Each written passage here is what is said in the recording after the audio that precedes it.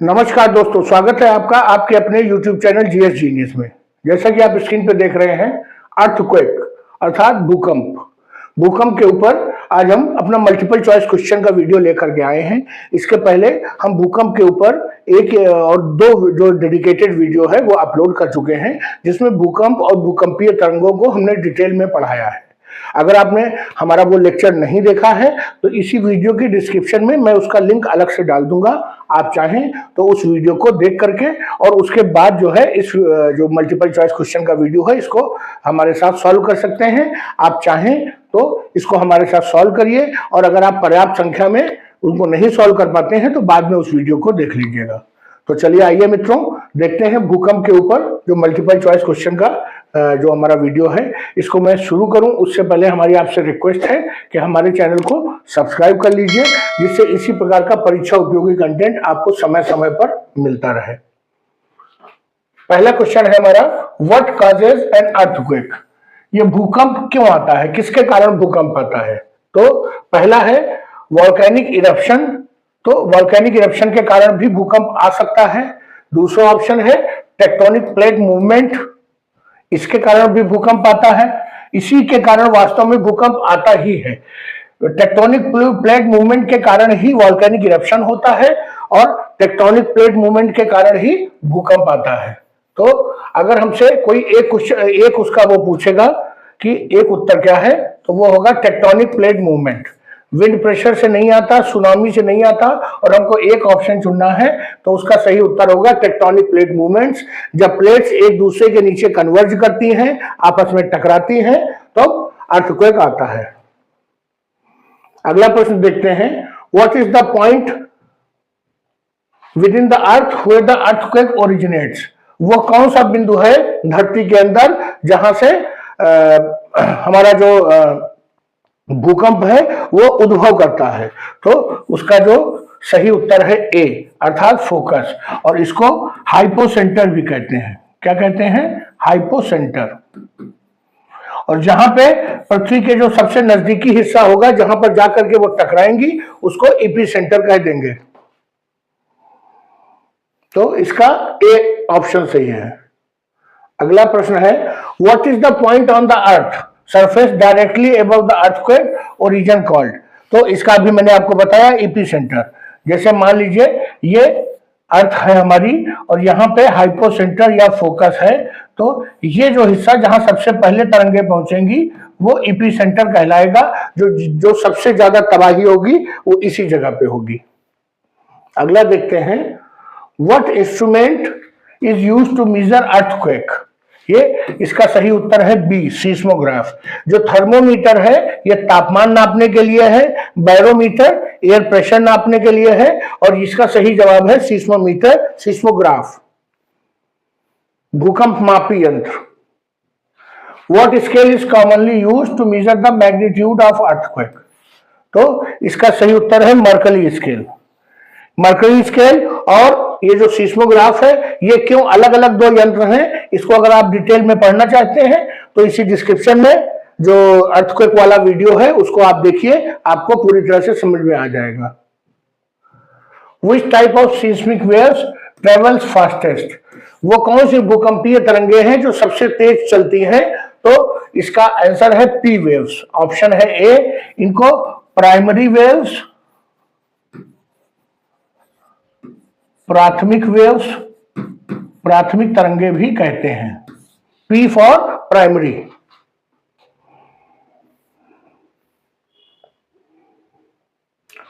Which seismic waves are responsible for most of the damage during earthquake? Earthquake के दौरान जो सबसे ज्यादा विनाशकारी तरंगे होती हैं वो कौन सी होती हैं? तो इसका सी ऑप्शन सही है, सरफेस वेव, अर्थात जो धरातल पे चलती हैं और इस तरह से चलती हैं वही सबसे ज्यादा तबाही लाती हैं। सबसे ज्यादा जो जान माल की क्षति होती है वो इन्हीं से होती है।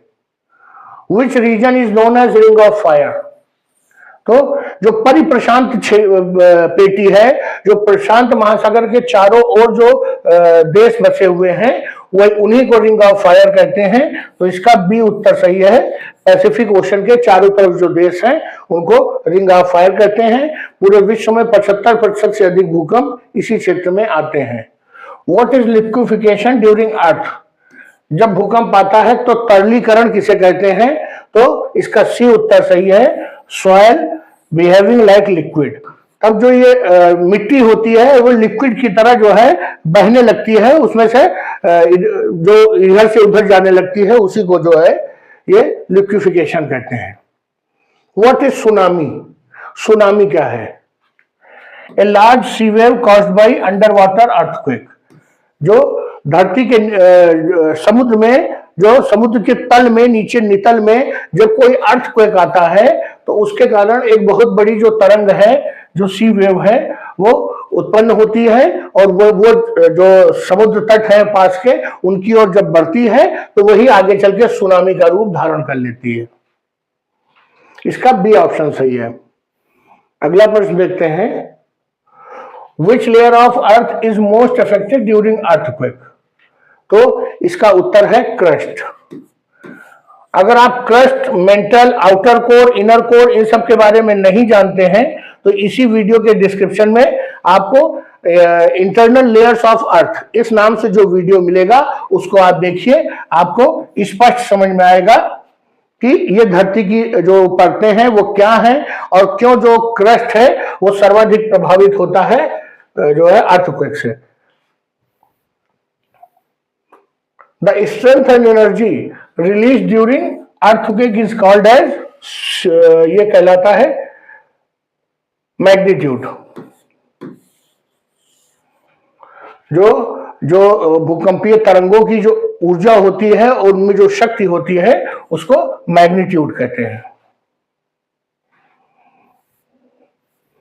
What is the primary cause of earthquake in subduction zone? जो ऐसे क्षेत्र जहां पर टेक्टोनिक प्लेट्स एक दूसरे के नीचे जा रही हैं, वहां पर जो भूकंप का जो सबसे मुख्य कारण है वो इरोजन नहीं है, इरोजन तो अपरदन है, ओशन करंट्स भी नहीं है, सेडिमेंटेशन अवसादीकरण भी नहीं है, तो इसका सही उत्तर है टेक्टोनिक प्लेट कोलाइडिंग। जब दो प्लेट जो है आपस में एक दूसरे से टकराती हैं और उस समय जो वहां पे घर्षण होता है उसके कारण भूकंप उत्पन्न होते हैं। तो इसका बी ऑप्शन सही है। अगला प्रश्न है, what does modified Mercalli intensity scale measures? तो इसका अर्थक्वेक मैग्नीट्यूड नहीं, अर्थक्वेक डेप्थ भी नहीं, सीस्मिक वेव स्पीड नहीं, इसका सी ऑप्शन सही है, अर्थक्वेक इफेक्ट्स एंड डैमेज। तो मर्कली स्केल जो है ये अर्थक्वेक के जो प्रभाव है, ये जो मॉडिफाइड मर्कली स्केल है ये इसको नापती है। अगला प्रश्न है, which country experiences the most earthquakes annually? तो इसका वैसे देखिए आप समझिए, ये जो सभी देश जो हैं ये प्रशांत महासागर के जो है किनारे स्थित हैं। देखिए इंडोनेशिया यहाँ पे हो गया, चाइना यहाँ पे हो गया, यूनाइटेड स्टेट यहाँ पे हो गया, जापान इस जगह पे हो गया, लेकिन इसका जो सही उत्तर है वो जापान होगा। ए ऑप्शन सही है, क्योंकि जापान बिल्कुल उसी जगह पे है जहां पे जो यूरेशियन प्लेट और जो प्रशांत महासागर की प्लेट है वो आपस में टकराती है, एक दूसरे के नीचे जा रही है।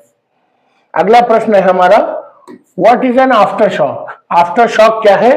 तो a smaller earthquake following A main shock. यही उत्तर सही है कि जो आफ्टर, आफ्टर मतलब बाद में, शॉक मतलब झटके। तो जब एक बड़ा भूकंप आता है उसके बाद कई छोटे छोटे भूकंप आते हैं, उनको हम आफ्टर शॉक कहते हैं।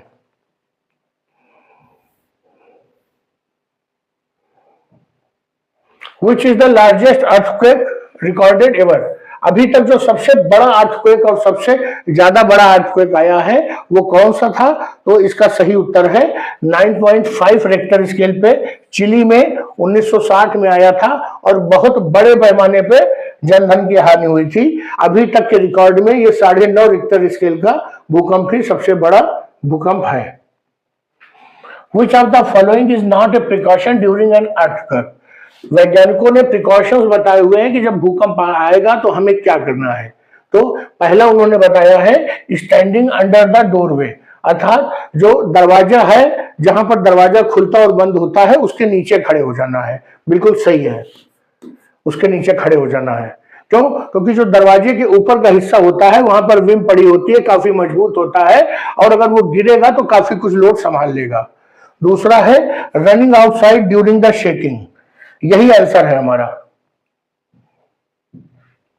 वैज्ञानिकों ने कहा है कि जिस समय अर्थक्वेक आता है, भूकंप आता है, उस समय हमको बाहर की ओर भागने का प्रयास नहीं करना है। क्यों? क्योंकि हो सकता है कि कोई दीवार, कोई छत या सीढ़ियां कोलैप्स कर रही हो। उस समय अगर हम भागेंगे तो संभावना है कि हम उन्हीं के साथ नीचे गिर जाएंगे और फिर बचने की संभावना समाप्त हो जाएगी। लेकिन अगर हम किसी फर्नीचर का, मजबूत फर्नीचर का कवर ले लेते हैं या जो दरवाजे के नीचे खड़े हो जाते हैं, तो है क्या कि वो किसी भी बिल्डिंग के मजबूत हिस्से हैं, और अगर छत गिरी या कोई दीवार गिरी तो जो वो मजबूत फर्नीचर है, हो सकता है वो बेयर कर जाए और 1 दिन, 2 दिन, 3 दिन आप उसके नीचे सुरक्षित बैठे रहें, लेटे रहें। तो लेकिन अगर हमने भागने का प्रयास किया तो उसका परिणाम यह होगा कि मकान जब गिर रहा होगा तो हम भी उसी के नीचे दब जाएंगे। Which zone is most prone to earthquake? जो अर्थक्वेक के लिए सबसे वो है जहां अर्थक्वेक आने की संभावना सर्वाधिक है, तो वो आंसर है प्लेट बाउंड्रीज।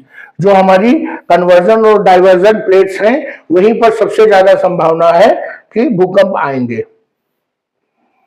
अगला प्रश्न देखते हैं, what is retrofitting in earthquake engineering? जो अर्थक्वेक इंजीनियरिंग है, भूकंप का जो विज्ञान है पूरा, जो उसका जो भवन निर्माण है, उसमें रेट्रोफिटिंग क्या है? तो रीबिल्डिंग आफ्टर अर्थक्वेक, ये गलत है। यह सही है B, modifying existing structures to resist earthquake. मान लीजिए किसी जमाने में हमने ऐसे मकान बनाए थे जब हमको ये नहीं मालूम था कि यहाँ पर अर्थक्वेक आ सकता है, और बाद में डिस्कवरी में मालूम चलता है कि यहाँ पर ये अर्थक्वेक प्रोन जोन है। तो अब या तो क्या मकान को पूरा तोड़ के बनाया जाए, पूरी बिल्डिंग को पूरा गिरा दिया जाए, नई बिल्डिंग बनाई जाए, या उनमें कुछ ऐसे सुधार किए जाए जिससे कि वो अर्थक्वेक रेसिस्टेंट हो जाए। तो इसी को हम कहते हैं रेट्रोफिटिंग इन अर्थक्वेक इंजीनियरिंग। अगला देखते हैं, व्हाट आर सीस्मिक गैप्स? ये ब्रेक इन सीस्मिक गैप्स नहीं है। Areas with little or no seismic activity around fault, इसका बी आंसर सही है। वो क्षेत्र जहां पर कोई भी भूकंपीय गतिविधि नहीं होती, और वो क्यों? फॉल्ट के पास होते हैं, वहां पर ऑलरेडी दरार होती है, और जो भूकंपीय तरंगे होती हैं वो उस दरार को पार करके दूसरी तरफ नहीं जा पाती, तो उन्हीं क्षेत्रों को हम सीस्मिक गैप्स एरिया कहते हैं। What are फोरशॉक्स? भूवैज्ञानिकों ने पाया कि जब कोई बड़ा भूकंप आने को होता है तो उसके 1 या 2 दिन पहले से ही फोरशॉक्स, अर्थात जो भूकंप के पहले आने वाले जो झटके हैं वो आने शुरू हो जाते हैं। उनमें से कुछ को तो हम जान पाते हैं और कुछ को नहीं जान पाते हैं, लेकिन जो सीस्मोग्राफ है, जो भूकंपीय तरंगों को मापता है, उसमें 1-2 दिन पहले से ही जो उसकी वेव्स हैं वो बड़ी होने लगती हैं, और वो जो भूवैज्ञानिक है वो समझ जाते हैं। तो इसका ए ऑप्शन सही है, smaller earthquakes before major quake. जो छोटे छोटे जो भूकंप हैं वो किसी बड़े जो है झटके के पहले आते हैं। अगला क्वेश्चन देखते हैं, what does term seismic hazard refer? ये सीस्मिक हैजार्ड क्या है? तो यह है the probability of an earthquake occurring in a specific area. इसका ए ऑप्शन सही है। किसी भी स्पेशल क्षेत्र में जो अर्थक्वेक आने की संभावना है उसी को सीस्मिक हैजार्ड या भूकंपीय खतरा कहते हैं। इंटेंसिटी ऑफ सीस्मिक वेव्स नहीं है, डेप्थ ऑफ ये भी नहीं है, ये भी नहीं है, तो इसका ए ऑप्शन सही है।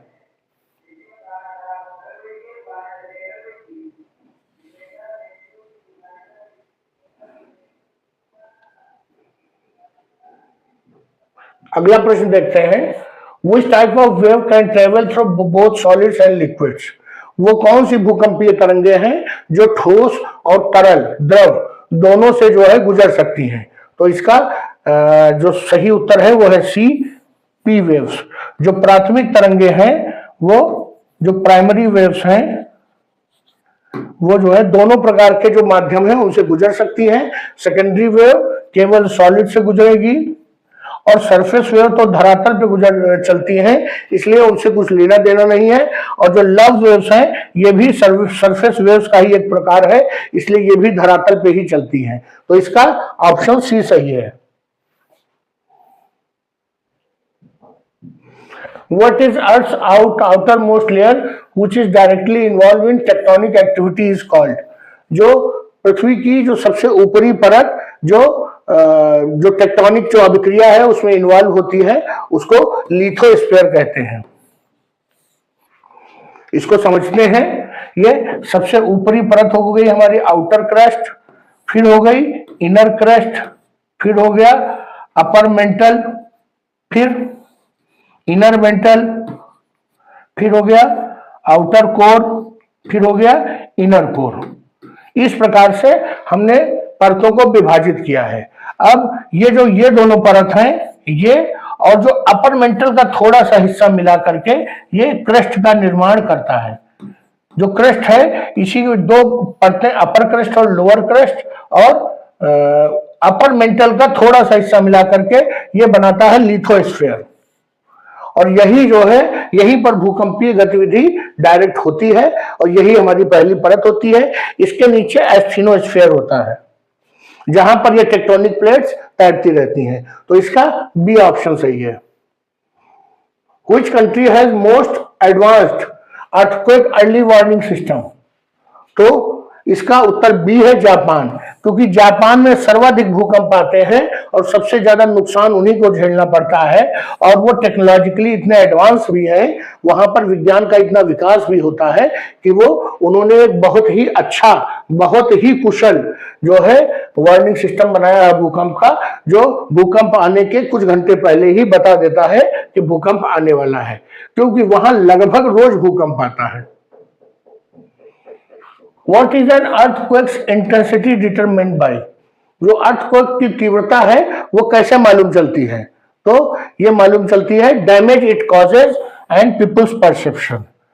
जो वहां पर नुकसान होता है उससे ही आकलन होता है कि जो भूकंप की जो तीव्रता थी, वो जो उसमें शक्ति थी वो कितनी थी, और लोग जो महसूस करते हैं उसी के आधार पर बताया जाता है।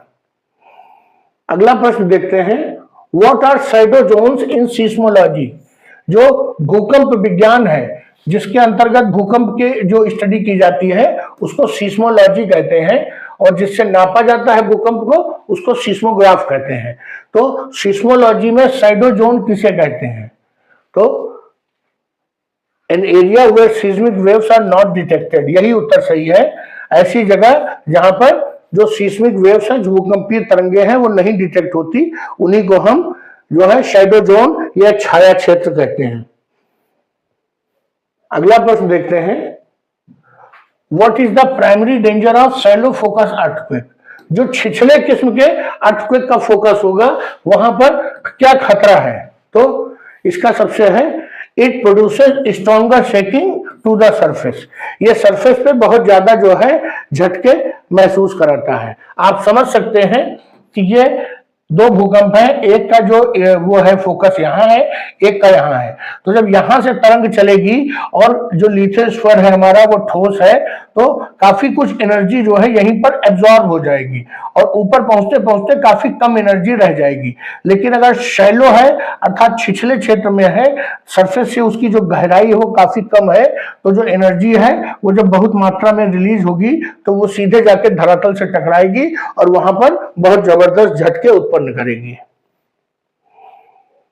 अगला हमारा प्रश्न है, व्हाट इज टेक्टोनिक हॉटस्पॉट?